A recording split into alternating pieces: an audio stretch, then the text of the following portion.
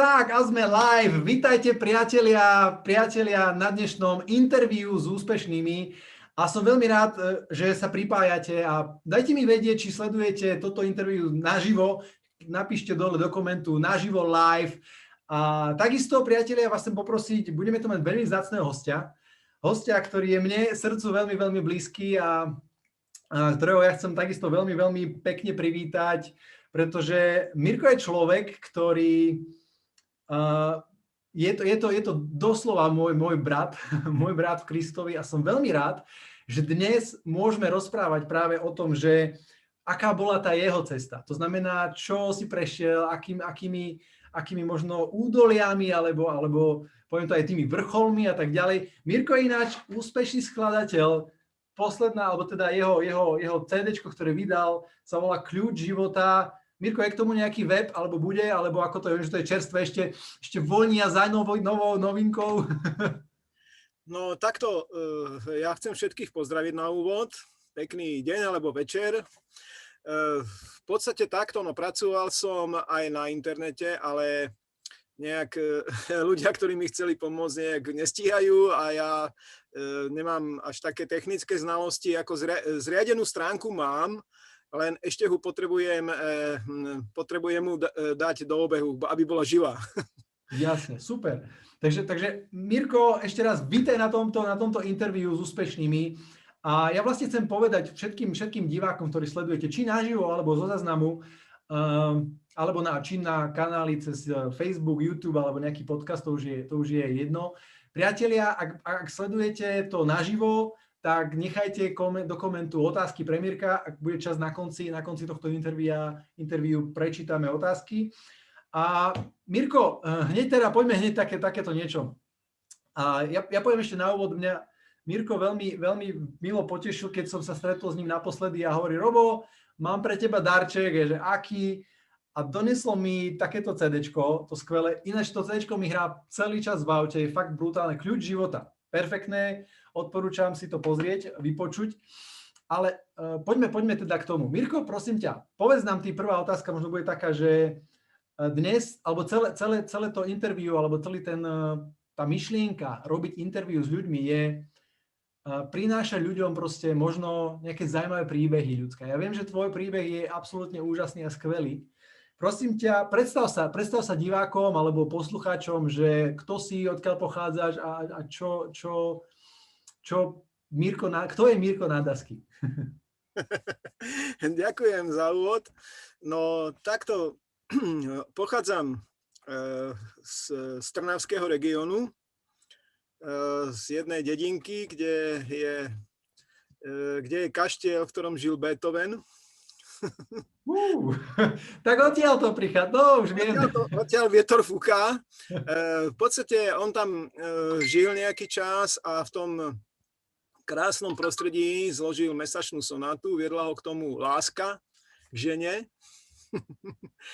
No a ja od detstva v podstate som inklinoval k hudbe, bol som tomu vedený, ale to moje nejaké také vnútorné nastavenie je to, že milujem hudbu a keď som sa začal ako veriaci vyjadrovať vlastne hudobne o tých najhlbších veciach v mojom vnútri, tak mi to prinieslo veľkú radosť a samozrejme robí to radosť aj iným ľuďom, to je podstatné a ako kresťan v podstate som dlho nad tým premýšľal a aj som trošku váhal robiť také veci, pretože som sa cítil takým malým, že čo ja. Poviem to tak, nie som žiadny virtuós, ani nejaký človek, ktorý má nejaké hudobné školy, ale mám veľkú túžbu robiť muziku a to ma drží už dlho. No a v mojom živote sa to tak celé vyvíjalo, že jednoducho prišiel ten bod, keď som v podstate sa musel rozhodnúť, že teda či budem v tom mojom sne niečo robiť, lebo ja som mal sen robiť hudbu, len stále som mal v sebe ten taký postoj vnútorný, že čo ja môžem robiť hudbu, veď nemám hudobnú školu. Čo môžem robiť hudbu, keď nie som nejaký pódiový hráč a čo vlastne ja môžem, veď ja som taký obyčajný človek. ale prišlo jedno obdobie, keď som v podstate prišiel na jeden hudobný systém, ktorý mi dal v podstate, jak sa hovorí, vietor do plachát. A ten hudobný systém mi pomohol vlastne vytvoriť tie skladby, ktoré som ako si v sebe počul, že tak by to asi malo znieť. No a ten systém mi vlastne pomohol urobiť vlastne tie piesne od toho A po Z. Samozrejme, nie je to tak, že prídete do štúdia a že len tak sa luskne, že nahrávka je hotová. Nie. Ja som mesiace som pripravoval jednu pieseň. No niektoré piesne mám vyťahnuté z archívu, ktorý mám 8 až 12 ročný. Takže niektoré na tom CD-čku sú také, že majú 12 rokov, niektoré 8, niektoré sú nové, totálne nové, ktoré prišli, ani neviem ako, ale zrazu takto a bola pieseň.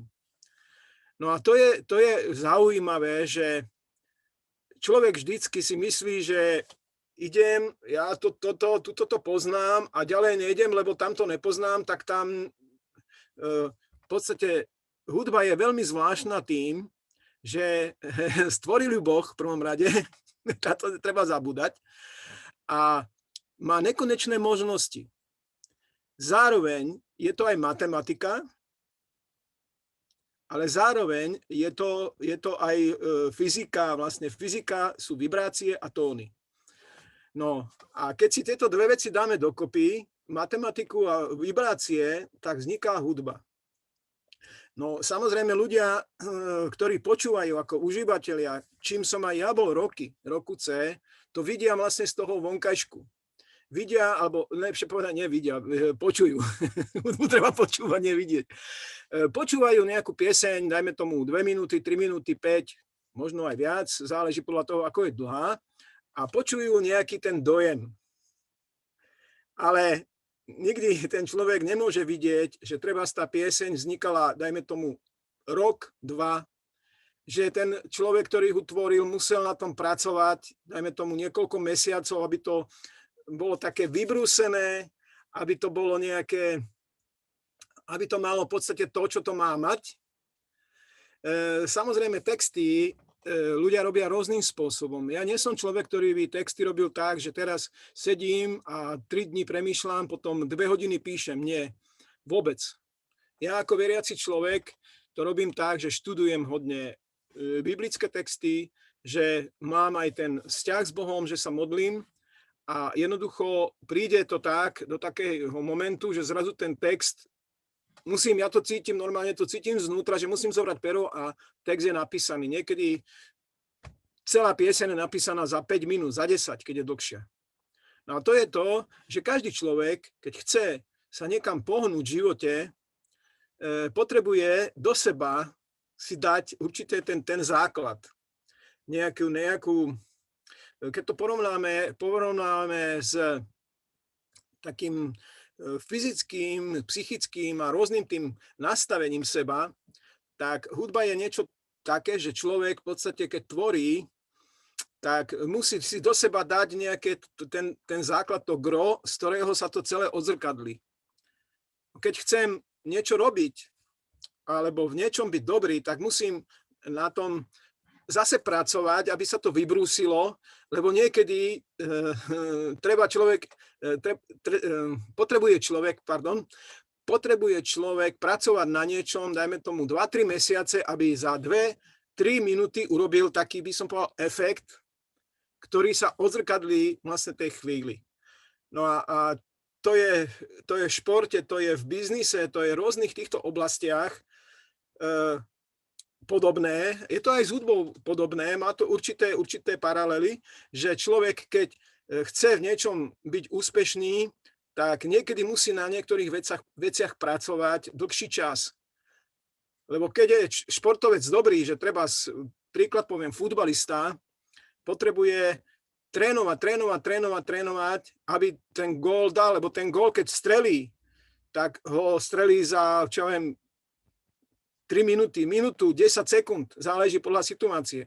Takisto, keď je obchodník, keď chce byť obchodník dobrý, musí trénovať, pretože keď má obchodné jednanie, tak to jednanie netrvá hodiny, netrvá to dlho, ale ide o ten efekt, že to gro musí v podstate z toho človeka výjsť von, aby to v podstate malo ten význam, ktorý to má mať. No, dôležitá vec pri hudbe, človek v podstate tvorí niečo, aby to malo tú matematiku, ten rytmus, že niečo nás ukludní, nejaká taká voľnejšia pieseň, niečo nás tak naštartuje, zobudí, niečo nás pozbudí, vlastne je to rýchlejšie a tak ďalej. No to je matematika. Fyzika nám robí v podstate také tie vibrácie, nám robia také príjemné pocity. A ešte dôležitá vec, ono to musí byť zosúladené. No, čo aj, keď som spomenul toho futbalistu. Futbalista musí byť zosúladený s trávnikom, nemôže utekať rýchlo, aby sa nešmykol. Musí byť zosúladený s tým tímom, aby si nahrávali, aby spolupracovali, to je dôležitá vec, že musí tam byť tím. A takisto aj hudobník, obchodník, keď chce prísť do určitého momentu, tak musí cez tú matematiku a tie vibrácie sa dostať vlastne k tomu úspešnému koncu nejakej schôdzky alebo niečoho, čo chce docieliť. Takže toto sú také zvláštne paralely. No ja osobne si myslím, že dosiahnuť úspech v týchto v podstate troch rovinách, či teda je to hudba, či je to šport, alebo či je to nejaký biznis, tak v podstate to má to efekt v tom, alebo teda taký ten moment, že človek príde do určitého štádia, keď sebe nájde určitú istotu, že takto to má byť správne. Wow. Lebo ja poviem to takto, keď treba, spomenul som aj obchodovanie, alebo teda biznis nejaký, v podstate to je široký pojem, široké odvetvie, ale venoval som sa jedného času obchodovaniu a vedel som určité také aha momenty, že toto bude úspešné. Lebo bolo tam tá matematika. Samozrejme, vedel som ako obchodný cestujúci, že potrebujem osloviť veľa ľudí. Samozrejme, boli tam aj ľudia, keď teda zase to je určité obdobie môjho života, boli tam aj ľudia, ktorí hovorili nie, lebo zo začiatku, keď som sa venoval, keď som sa tým živil, tak som v podstate hľadal určitú klientelu a ja nevedel som v podstate, ako to mám robiť. Ale našiel som si za určité obdobie určitý ten svoj štýl a jednoducho som dospel do určitého takého momentu, že som vedel, toto bude fungovať.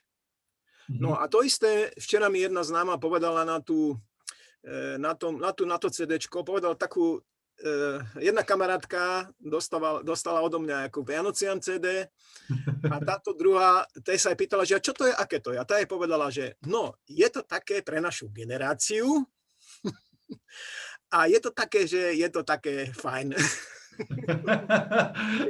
Úplne krásna kritika, je to také fajn.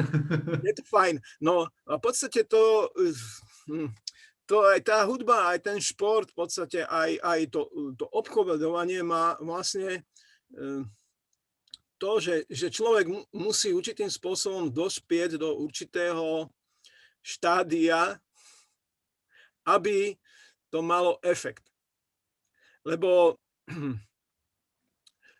niekedy aj nad tým rozmýšľam, že ľudia ako niekedy fakt zmýšľajú, akože ja som bol taký istý, že som zmýšľal, že ja to nemôžem robiť, a ja nemôžem hrať, a ja nemôžem v podstate, čo ja som, kto som, nikto som, nie som nikto a takéto myšlienky, ale nie sme tu na svete na to, aby sme tu len prežívali.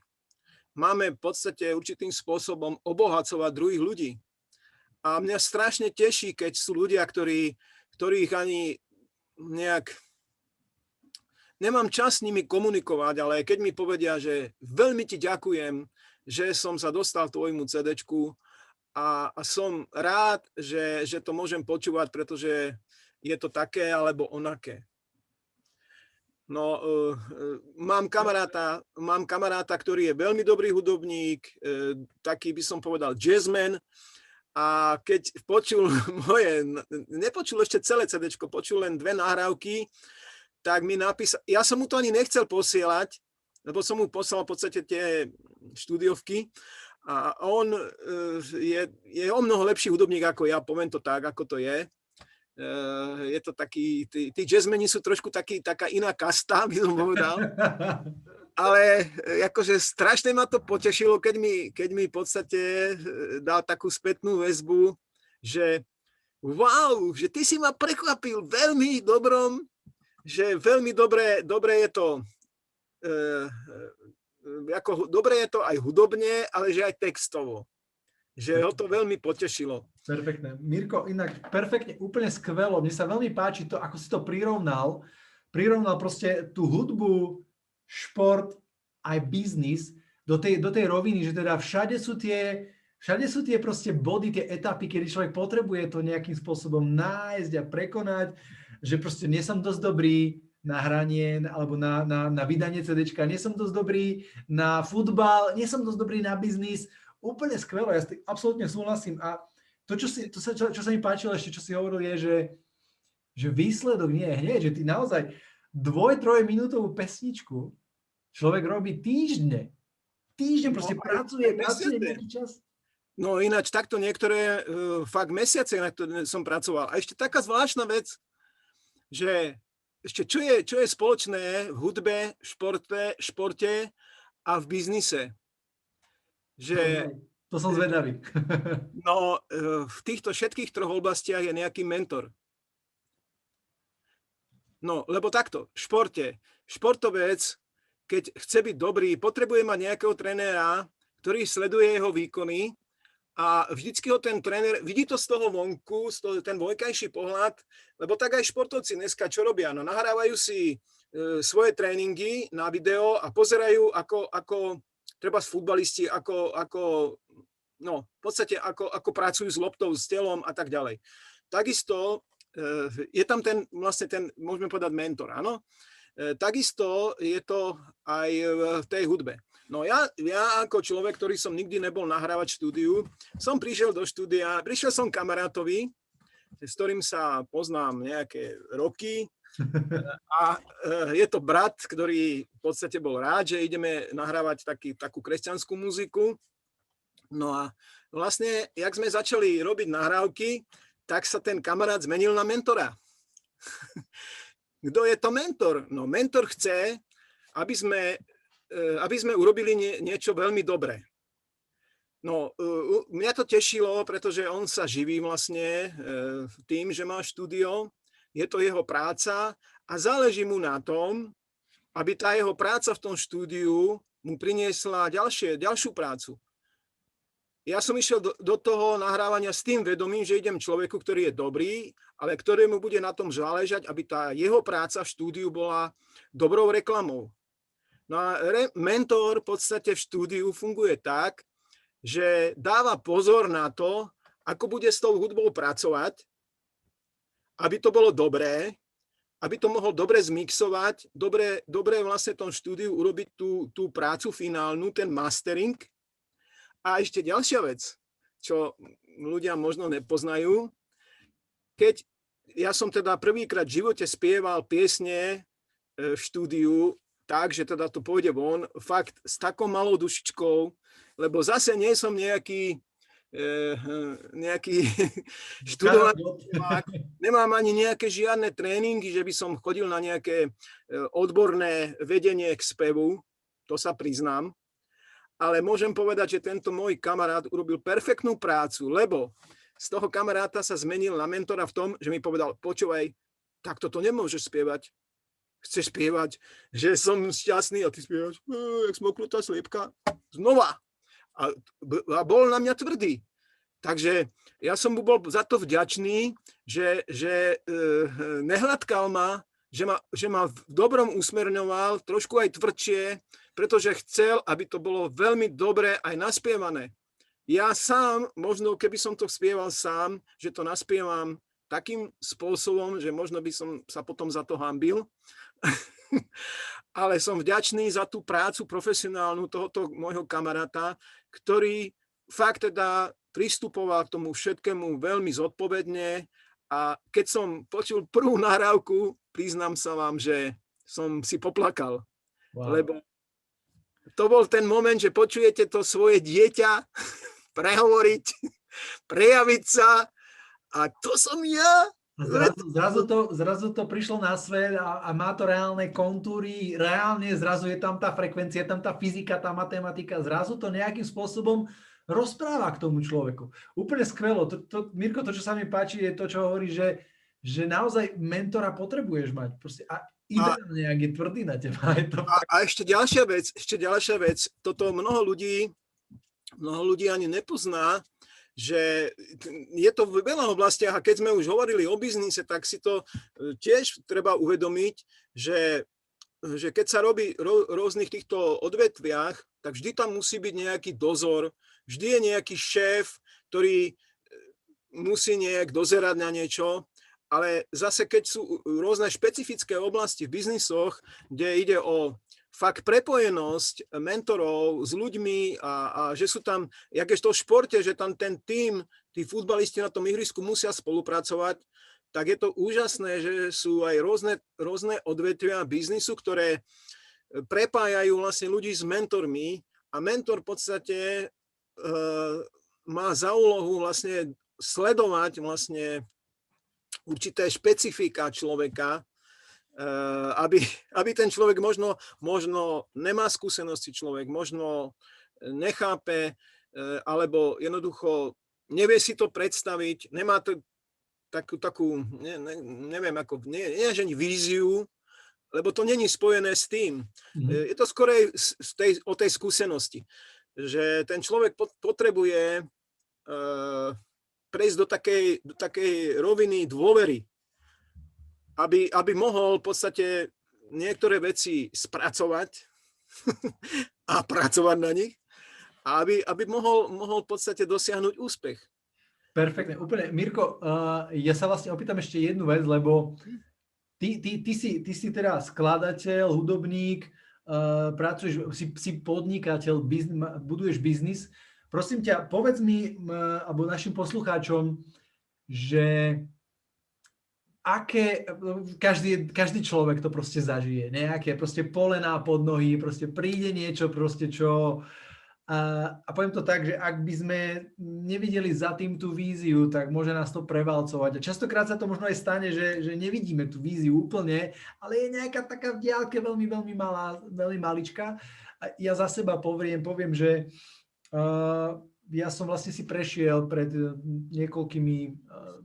nejakým rokom a pol, nejakým takým obdobím, kde som vlastne zvažoval opustenie svojho podnikania, ktoré bolo bezpečné, isté a tak ďalej. A prišli proste nejaké polená pod nohy s tým, že ak by som nemal tú víziu, ktorú mám dnes a viem, že kam idem, dovolím si tvrdiť, že by ma to zvalcoval, ako doslova.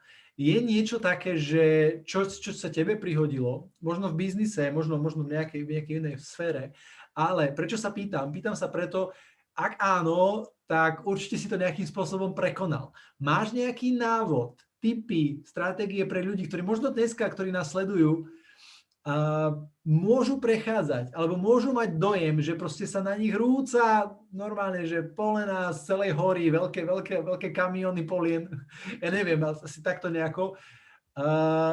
Aký máš ty nástroj, stratégiu, tipy na prekonanie takýchto vecí? Joj.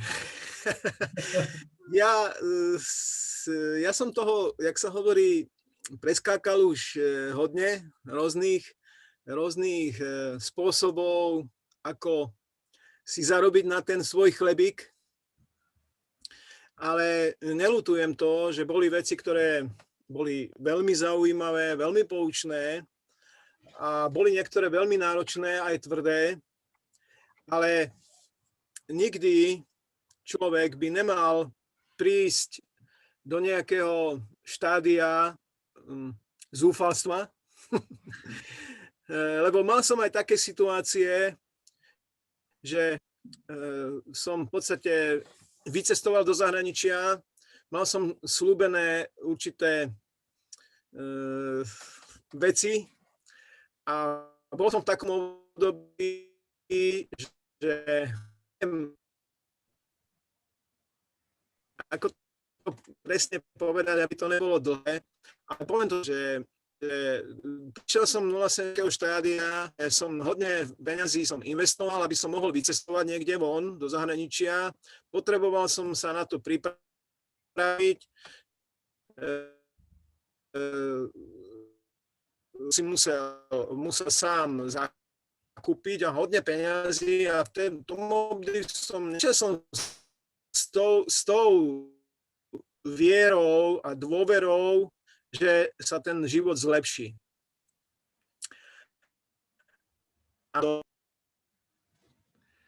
Tak, Mirko nám vypadol na chvíľu. Ale už je späť. Aha, nejak sa to prerušilo, neviem Super, či. super, boli sme mimo asi možno nejakých pár sekúnd, takže počuli sme to, posledné neviem, čo bolo. To, čo si hovoril, že si investoval veľa peňazí do toho, aby sa to zlepšilo a ďalej môžeš pokračovať. Bol som v zahraničí a žiaľ stala sa situácia, že firma, ktorá nás vlastne pozvala na spoluprácu, sa zrazu stratila. A ja som v podstate musel sa vrátiť domov a bolo to v takom období, že som prežíval situáciu, keď bolo, neviem, či to nebolo v tom období krízy, že v podstate som zostal bez financií, doslova. Že jednoducho som nemal peniaze. Takto, moja rodina nevedela o tom, nikoho som s tým nezaťažoval, že čo sa stalo, lebo som veril, že sa to dá do poriadku, že toto snad nie je pravda, jednoducho financie nechodili. Čo si vtedy urobil? Čo bolo ten moment, alebo čo si vtedy urobil? Čo si len tak si dúfal, že nech sa to proste obráti, alebo čo si urobil? Čo si urobil proste, nejak si sa zameral, zmenil si niečo, alebo proste si išiel do masívnej akcie, čo si urobil? No, takto ja som vtedy prišiel vlastne domov, ale to bolo pred Vianocami. A čakal som teda, že však potrebujem si riešiť veci. Vtedy som bol sám ešte. Moja manželka tedy ešte nebola moja manželka, boli sme len v takom kontakte, ja som bol v zahraničí, takže občas nejaká komunikácia cez internet, ale tak. No ale podstata bola v tom, že ja som zostal na Vianoce sám, bez rodiny, bez peňazí a akurát, čo som si kúpil, bolo to, že som mal, pamätám, že som mal žraloka na večeru, mal som nejakú polievku žraloka a ešte niečo. Ale bolo to také, že všetko som jednoducho vypustil z hlavy, že nemusel som nič riešiť, s nikým som nebol a bol som niekoľko dní totálne sám. A poviem, že predstavte si ľudia, že nemusel som zháňať darčeky, nemusel som presí, že toto, tak som si povedal, dobre, však bude, nebude, pôjde to ďalej, pôjdeme ďalej zase. No a v podstate som mal najkrajšie Vianoce vtedy v živote, lebo som tam bol len ja a Boh. Super. Že som mohol v podstate celé to svoje vnútro nejak vyčistené, nezaťažené otvoriť a sláviť to tak v takom tichu, sám. A som tak sa našteloval na to, že keď toto nejak nevyjde, tak bude niečo nové, niečo ďalšie, niečo zaujímavé. Príde nejaká ďalšia výzva, do ktorej sa pustíme a hotovo. No a netrvalo to dlho, tak som v podstate odpovedal na nejaký ďalší kontakt a behom pár mesiacov som bol znova v zahraničí a zarábal som krásne peniaze, že všetky tie veci, ktoré som potreboval riešiť finančne, sa zrazu vyriešili behom 2 mesiacov, pretože som tam zarobil o mnoho viac.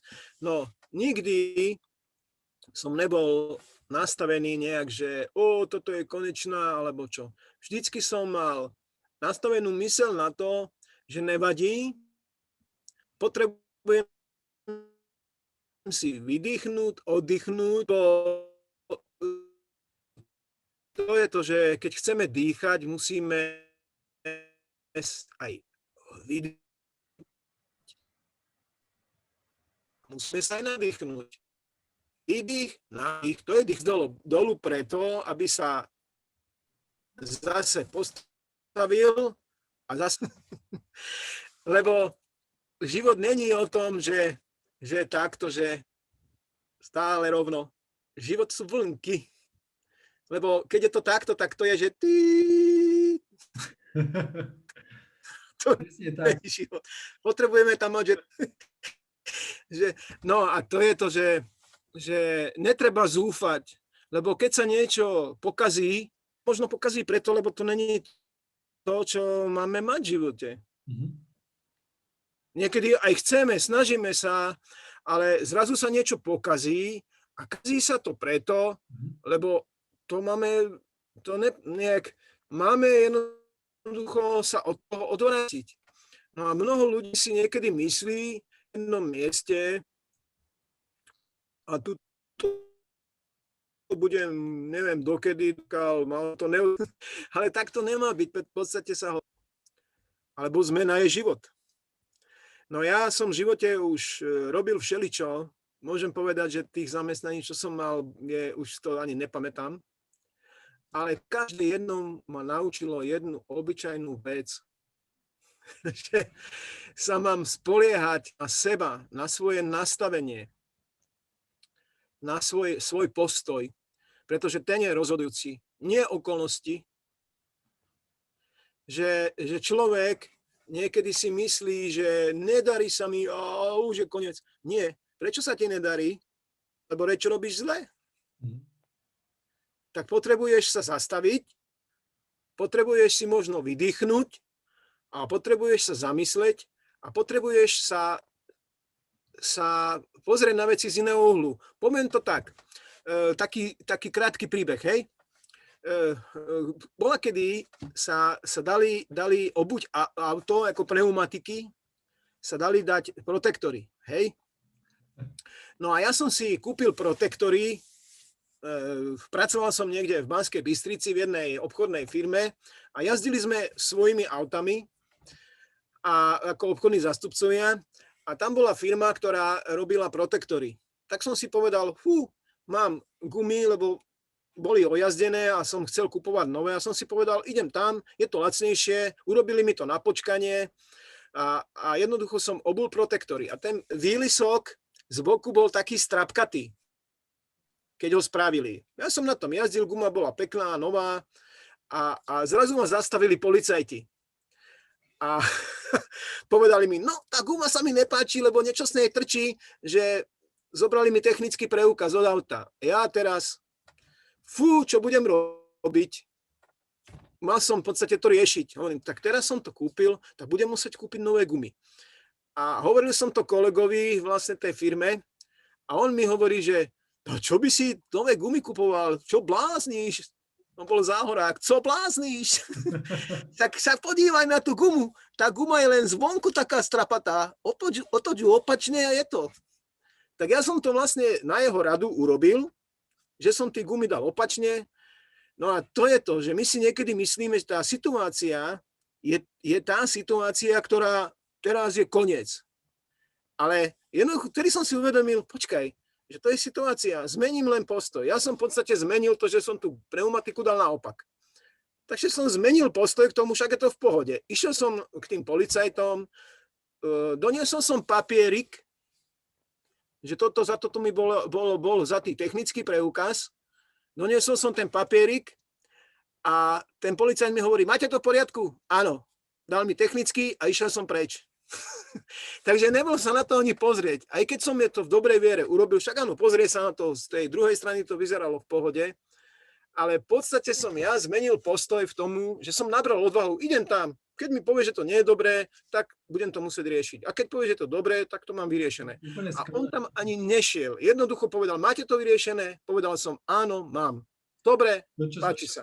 To, čo sa mi páči, Mirko, na tých príbehoch, ktoré hovoríš, je, že nikdy nie je proste finish line. Nikdy nie je proste konečná. Není proste cieľ. Proste vždy proste prídeš k bodu, kedy ono sa to môže zdať ako cieľ, ale doslova je to len checkpoint. Je to len proste nejaká zastávka.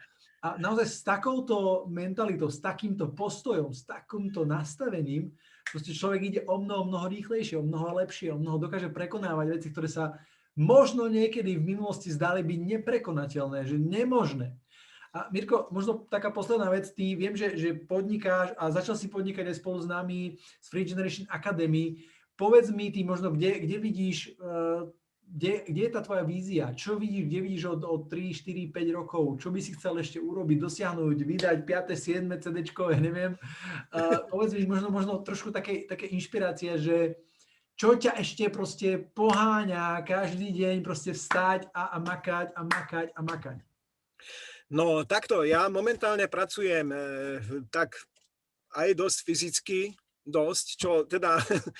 čo teda je dobré, že mám fyzický pohyb, ale už moja manželka to tak hovorí, že veď nemáš 20, takže ona mi tak povedala, že mal by som sa nad tým zamyslieť, že koľko to ešte vydržím, takúto prácu, tak je to dosť náročné, lebo fakt niekedy mi cez ruky prejde to s čím robím teda hodne.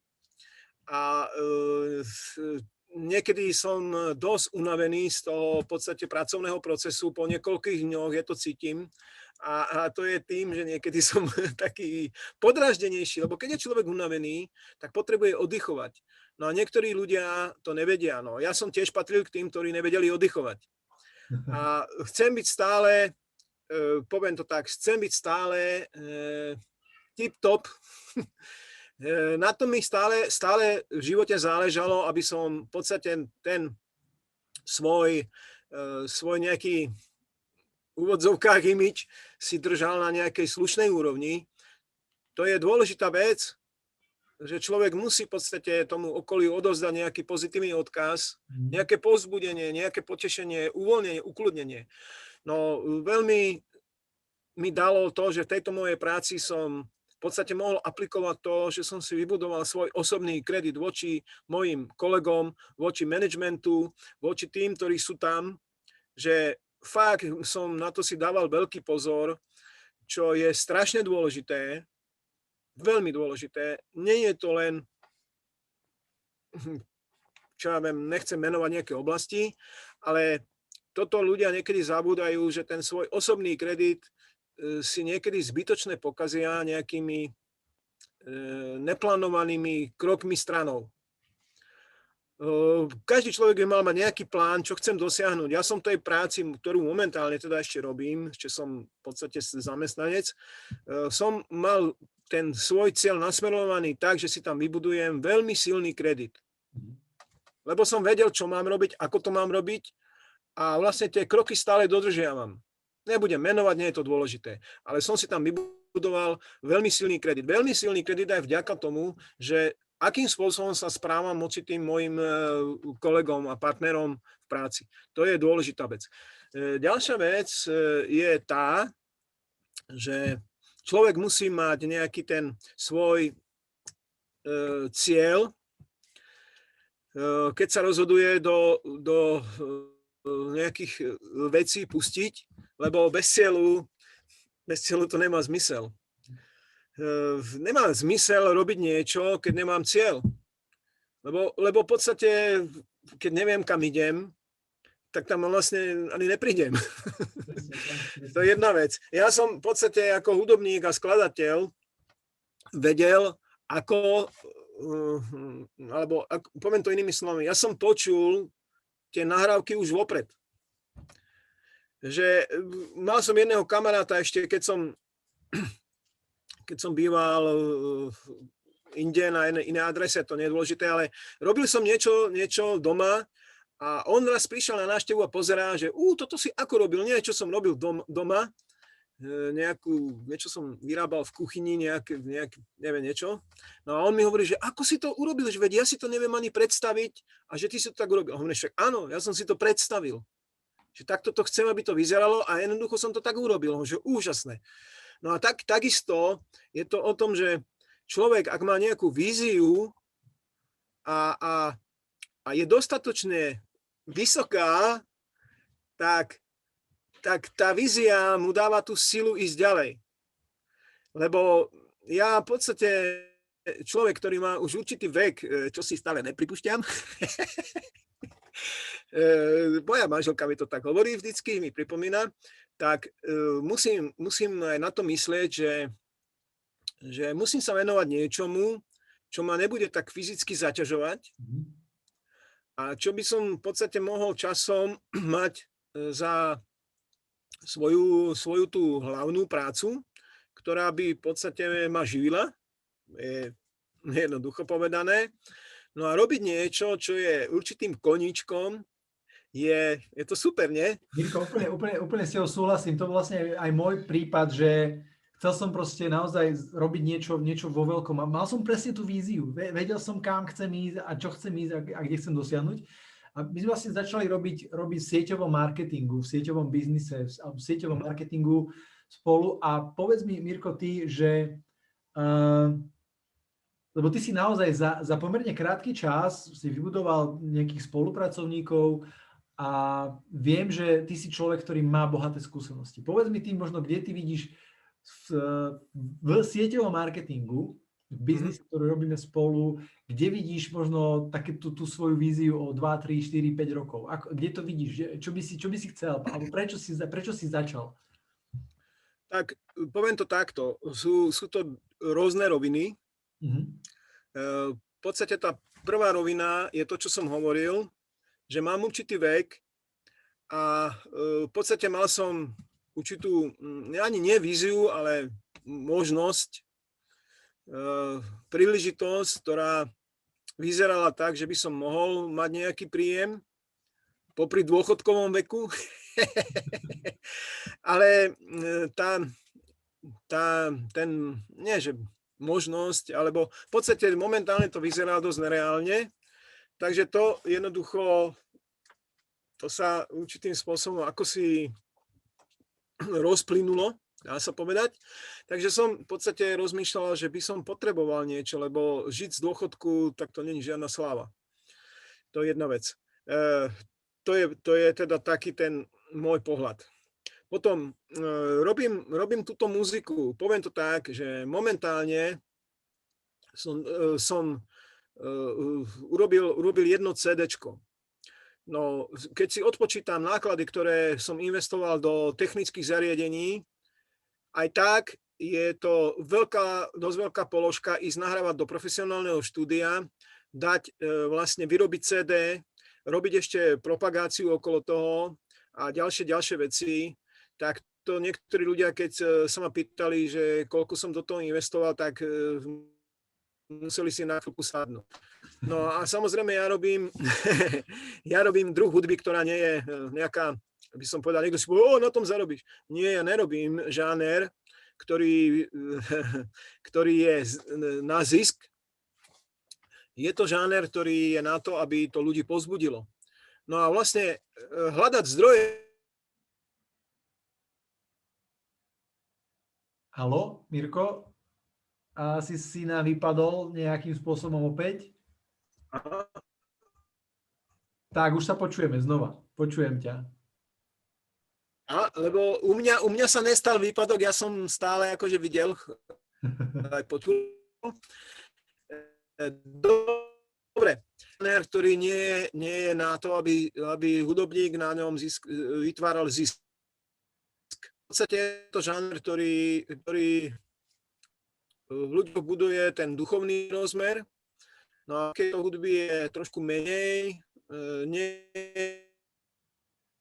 je v podstate nejak vysielaná v klasických rádiách, skôr je to v rádiách, ktoré nie sú bežné počúvané. Dať zdroje finančné na financovanie takýchto projektov. Tak Mirko nám opäť vypadol na chvíľku. Dobre, verím, že sa pripojí ešte. Tak, Mirko je späť. Výborne. Počujeme sa? Je to skončilo. Počujeme. Výborne. V podstate tú poslednú vec, ktorú si hovoril, aspoň ktorú som ja počul, bolo, že nie je to komerčná vec, ktorú robíš, že ani sa nehrá v tých komerčných rádiách, ale skôr v nejakých takých užších kruhoch. Takže povedz ďalej, že aká je teda tá tvoja vízia? Prečo sa rozhodol? No, vízia je to,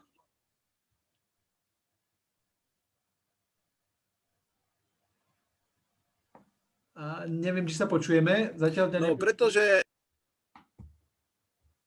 máme nejaké výpadky. Ja vidím, aj počujem. OK, tak hovor ďalej. No, to som chcel povedať, že nie je jednoduché nájsť zdroje na financovanie takýchto projektov. Hľadal som aj iné možnosti, ale tie sú veľmi komplikované. No a zase riešiť to z vlastnej kapsy, to vlastne nie je to tiež cesta. Takže preto som sa rozhodol, že si vytvorím zdroj finančný, ktorý v podstate funguje veľmi dobre. A samozrejme musím tiež preto niečo urobiť. No a vlastne tá moja vízia je v tom, že pripomínam si, takto vízia by mala byť niečo, čo človeku robí radosť, vnútornú. Nemôže to byť niečo v hlave, že mám nejakú predstavu, lebo predstava nie je vízia. Vízia by mala byť niečo, čo človeku ide zo srdca. A to, že ja mám záľubu v tej hudbe, že mám záľubu tvoriť hudbu a že ju chcem robiť pre ľudí, ktorým tá hudba dáva niečo ešte plus, tak v podstate toto je pre mňa odpoveď na to, ako kresťan, odpoveď na modlitby, že ako to budem riešiť. Lebo v podstate je zase len o tom, že nájsť na to finančné zdroje. Tak, asi najlepší spôsob, ako vytvoriť zdroj na financovanie svojich vlastných projektov. A nech je ten projekt akýkoľvek. Či je to... a to chcem povedať. Pardon, prepáč, nechcem toto skočiť, ale môžem povedať, že ľudia, ktorí chcú... To je jedno, že predstav si, že máš nejakú víziu, že nie je to len nápad, ale je to niečo, čo ťa vnútorne teší, že toto by som mohol robiť, ale neviem, odkiaľ na to zoberiem peniaze, tak máš jedinečné...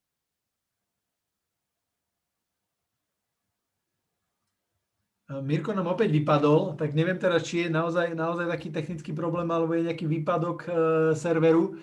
Každopádne ďakujem veľmi krásne Mirkovi. Ďakujem veľmi krásne Mirkovi za úžasné vstupy, úžasné myšlienky. A ja len chcem vás poprosiť, priatelia, pozrite si záznam. Ak sledujete toto zo záznamu, napíšte dole do komentu záznam. Ak sledujete naživo, napíšte naživo. Budeme veľmi radi. Ak sú ešte nejaké otázky... Ja neviem, lebo ja som ťa teraz nepočul, lebo ja som seba videl, aj som počul seba, aj obraz, len ty si mi zastavil. A máme nejaké, už teraz malo by to byť také... Mirko, poď, posledná myšlienka, taká, možno posledná otázka, ktorú by som to pekne uzavrel, aby to bolo pre poslucháčov. Znova ti nerozumiem. Počujeme sa? Asi vypadáva naozaj. No, práve, že ťa nepočujem teraz chvíľku. Nejak to vypadáva, lebo nerozumel som ti znova. Jasne. Nejaký nestabilný internet je teraz, neviem prečo. OK, tak Mirko, posledná myšlienka, minúta, uzavri v tej rovine, že čo by si odporúčal ľuďom, ktorí možno majú nejakú víziu, ale nevedia, kde začať. Čo urobiť preto, aby začali si, povedzme, vytvárať ten zdroj, ktorý by im vedel tú víziu naplniť? No, poviem to tak, že ten zdroj je vo vás. Vy ste tí, ktorí môžete vytvoriť veci. Čokoľvek si viete predstaviť a možno ako, alebo neviem akým spôsobom, čokoľvek si viete predstaviť a chcete za tým ísť, dosiahnuť to môžete. Ak to nie sú nejaké divoké veci, ktoré sú let na Mars alebo neviem čo, ale ak sú to veci, ktoré môžu pomôcť druhým ľuďom alebo vašej rodine, alebo čokoľvek, niečo, čo obohatí druhých ľudí, tak do toho choďte. Pretože možnosti v sieťovom marketingu sú nekonečné. Ja ako bývalý obchodný cestujúci som si predstavoval, že mám nejakú vec a prinesiem to k jednému človeku. Áno? To bola pre mňa. Chodíme do obchodu, nakupujeme, tak to je tiež predstava, ale predstavme si, že jak by som to povedal, no, sieťový marketing není to, že tu idem, tam idem, tu robím. Nie. Sieťový marketing je práve ten horizont. Bum, urobím niečo, čo... Áno? Lebo ľudia si to tak predstavujú, že sieťový marketing je to, že budem musieť niečo. Nie. Sieťový marketing je zdieľanie vízie.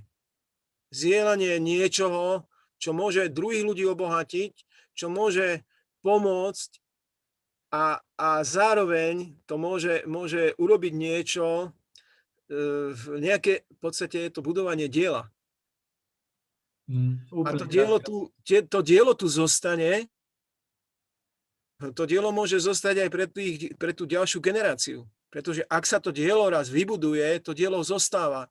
Tie pesničky, ktoré som ja nahral, možno tu budú ešte x rokov, keď tu ani ja nebudem, tak to budú ľudia počúvať. Pretože to je dielo, ktoré tu už zostane. A to je paralela so sieťovým marketingom, že je to tiež dielo, ktoré treba vybudovať a to dielo tu zostane. Mirko, oficiálne ťa pozývam na oslavu mojich 100 narodenín, aby si mi tam zahral niektoré z tvojich piesní. Úplne geniálne. Mirko, obrovské ďakujem. Vďaka za tvoju účasť na tomto interviu. Priatelia, sledujte nás aj naďalej. Pozrite si www.robertbučko.com alebo YouTube kanál, alebo Instagram, Facebook. Pridajte sa, kliknite sa na odber, aby ste mali vždy prístup k zaujímavým hosťom, k zaujímavým myšlienkam, k zaujímavým tréningom, ktoré pre vás pripravuje Free Generation Academy. Mirko, obrovská vďaka ešte raz a teším sa, priatelia, na ďalšiu časť. Čaute. Majte sa krásne, ahojte.